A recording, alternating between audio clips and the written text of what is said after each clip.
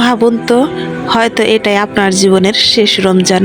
গত বছর যারা আমাদের সাথে ছিল, আজ তারা অনেকেই কবরের অন্ধকারে শুয়ে আছে, কিন্তু আপনি এখনো বেঁচে আছেন।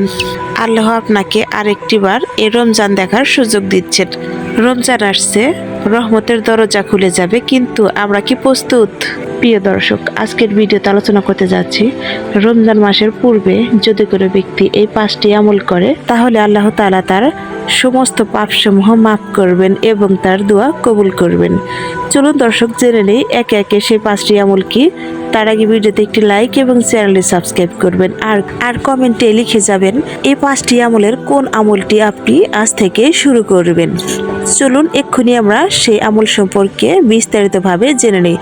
ভিডিওটি স্কিপ না করে ধৈর্য সহকারে সম্পূর্ণ দেখতে থাকুন।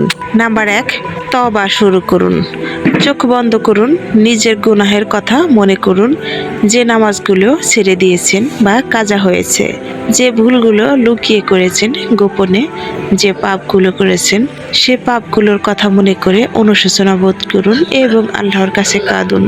বলুন, ইয়া আল্লাহ, আমি ভুল করেছি, আপনি তো ক্ষমাশীল, আপনি আমাকে মাফ করে দিন। বিশ্বাস করুন, রমজানের আগে যদি এই অনুশোচনা বোধ আপনার হৃদয়ে আসে, রমজানের আগে যে হৃদয় নরম হয়, আল্লাহর প্রতি অনুশোচিত হয়, আর রমজানে সেই হৃদয় বদলে যায়। নাম্বার 2, কোরআনের সাথে সম্পর্ক করুন। রমজান হলো কোরআনের মাস, কিন্তু আমাদের কোরআন কি শুধু তাকে সাজানো? আজ থেকে প্রতিদিন একটু হলেও কোরআন তেলাওয়াত শুরু করুন। হয়তো সেটা 1 পাতা অথবা 2 পাতা বা 1 আয়াত বা 2 আয়াত। আজ থেকে প্রতিদিন অল্প অল্প করে হলেও কোরআন তেলাওয়াতের অভ্যাস শুরু করুন।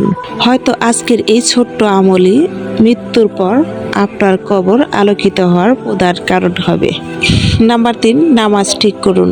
রমজানে হঠাৎ পরিবর্তন আসে না, প্রস্তুতি লাগে। ফজরের নামাজ ধরুন, এশার নামাজ ঠিক করুন, রাতে 2 রাকাত তাহাজ্জুদ নামাজ পড়ার চেষ্টা করুন। কারণ রমজান সে মানুষকে বদলায় যে আগে থেকে নিজেকে বদলাতে চেষ্টা করে এবং আল্লাহ তাআলার কাছে সাহায্য প্রার্থনা করে। নাম্বার 4, খারাপ অভ্যাস ছেড়ে দিন।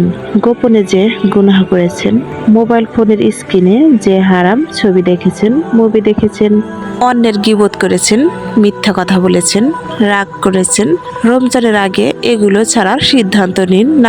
না হলে শুধু রোজা থেকে লাভ নেই, মন এবং অন্তর দুটোই পরিবর্তন করতে হবে।